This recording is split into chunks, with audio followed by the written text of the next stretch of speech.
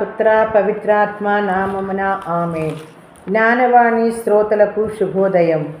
ఈరోజు మనం ధ్యానించే అంశం యేసు దివ్య హృదయం, దైవ భయము నేర్పించే ఉపాధ్యాయుడు.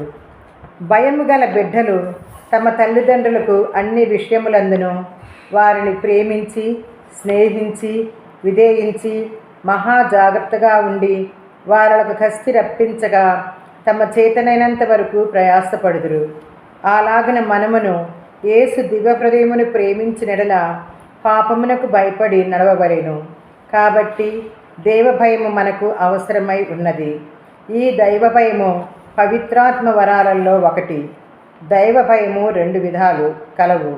మొదటి విధానము బానిస బాలలకు తగినది. తమ యజమానునికి ఎదిరించగలిగిన మనస్సు కలిగి ఉన్నను శిక్షకు భయపడి తప్పు చేయుటకు వెనుకంజ వేయుదురు. అనేక మంది క్రైస్తవులు ఈ విధముగా జీవించుచున్నారు. దైవ కోపాగ్ని తమ మీద పడి నరక పాతాళములో పడవేయుదురేమోనని భయపడి పాపము చేయకుందురు. వివిధ భయములో దైవ స్నేహము రవ్వంతైనూ లేదు. పాపము వలన నరకమునకు పాత్రులుగా ఉన్నామని దుఃఖపడు నెడల పాప సంకీర్తనములో పాపములు క్షమింపబడును. మనం మన తండ్రికి పాపముల చేత కస్తి రప్పించుచున్నాము అనుడు భయం ఉత్తమ మనస్తాత్మగును. ఈ విధముగా బిడ్డలు తండ్రిని స్నేహించినలాగు మనమును దేవుని స్నేహించి పాపము చేత వారికి కస్తి రప్పించ భయపడవలెను. ఈ ఉత్తమ భయము వలన క్రైస్తవులు జేసునాథుని దివ్య హృదయమునకు ప్రియులగుదురు. ఉత్తమ మనస్తాపడిన ప్రతి క్రైస్తవ బిడ్డకు వెంటనే ఓర్పు ఎత్తురు. విశ్వాసముతో ప్రార్థించిన ఎడల వెంటనే ఓర్పు లభించును.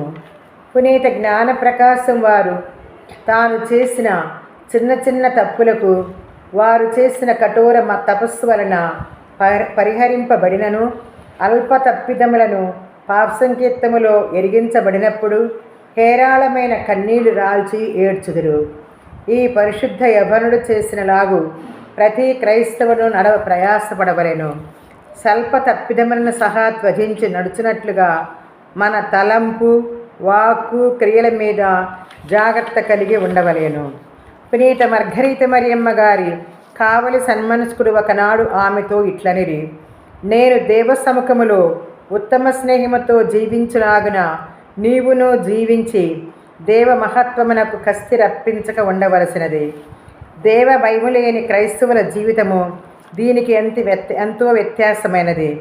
దేవ యూడిగమనందు ఎంతో అజాగ్రత్తయును, జ్ఞానకార్యములలో ఎంతో మందతనమును చూపించి సర్వేశ్వరునికి కస్తి రప్పించుడు క్రియలను ఎడతెగక చేయుదురు. ఒంటరిగానైనను ఇతరులతోనైనను ఎన్నియో కామ పాపాక్రమములు కట్టుకొనుదురు.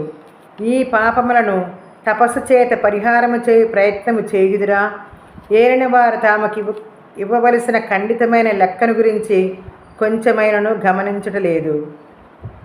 అపోస్తులైన పునీత చిన్నప్ప గారు దైవ స్నేహమునందు ఉన్నతి పదవియందు చేరి ఉండెనను తన పాత పాపములను పరిహరింప మహా కఠిన తపస్సు చేయతూ వచ్చిరి. కొరింథీయులకు రాసిన మొదటి నిరూపములో, నేను ఇతరులకు బోధించిన తరువాత నేనే ఒకవేళ భ్రష్టుడినై పోవుదునేమోనని నా శరీరమును నలగగొట్టి దానిని దాసత్వమునకు లోపరుచుకునుచున్నాను అని అనిరి. అద్భుతము. దేవ స్నేహమునందును పెరిగిన పునీత తెరేసమ్మ పడుచుతనములో ఏలిన వారి యూడిగమునందు అజాగ్రత్తగా ఉన్నందుచేత కొన్ని స్వల్ప లోక ఆశలకు ఎడమిచ్చుచూ వచ్చినది. ఒకనాడు దివ్యరక్షకుడు పునీత తెరేసమ్మ గారి కనపడి నరకము చూపించి, ఇదిగో చూడుము, నీవు పూర్ణముగా పుణ్య సాధనకు నిన్ను అప్పగించిన పక్షమున నీవు రాగా ఆ లోకాసుల చేత పెద్ద పాపములను చేసి ఈ భయంకరమైన స్థలములో త్రోసివేయబడుదు అనిరి. తెరేసమ్మ భయపడి ఈ దర్శనమును ఎప్పటికీ మరిచినది కాదు. శోధన చేత ఆమె మనసు కలత చెందినప్పుడు నరకము యొక్క భయంకరము తలంచెను. పాపములో పడకుండానట్లు దేవస్నేహము నాకు చాలక ఉండినను నరకమునకు భయపడి పాపములను విడుచుదును. దివ్య హృదయమునకు స్వల్ప దుఃఖము రప్పించుట కంటే చచ్చుటకు తయారుగా ఉండ ఈ నరక భయము నాకు సహాయపడనుగాక అనెను. మన పాపముల నరకములో తయారు చేయి స్థలమునకు అడుగుడు తలంచవలెను. అట్లు చేయనెడల మన పాపములను పరిహరించి దేవభయముతో మన ఆత్మను రక్షింప ప్రయాసపడదము. పునీత మార్గరెట్ మరియమ్మ గారి సుప్రత వాక్యము. స్లేవ లేకుండా స్నేహము లేదు. ఇది మన ఏలిన వారి స్లేవరాల నుండి మనకు నేర్పించిన పాఠము. పరిశుద్ధ దివ్య సప్రసాదములో వేంచేసి ఉండినప్పుడు ఇప్పుడును ఆ పాఠమును నేర్పించుచున్నారు. మన జీవమును వారి జీవముతో పోలి ఉండవలనని బహుగా ఆశించుచున్నారు. మన నిండు హృదయము పట్టుదలను ఆశలను వారికి అప్పగించినట్టయినా మన నులివెచ్చని హృదయమును తగిన స్నేహాగ్ని వలన రగిలించుదురు. వారి యూడుగమునందు ఉత్సాహపరుతురు. సుకృత జపము. జేసునాథుని మధురమ గల దివ్య హృదయమా, నా స్నేహముగా నుండండి. పితా పుత్ర పవిత్రాత్మ నామమున ఆమెన్.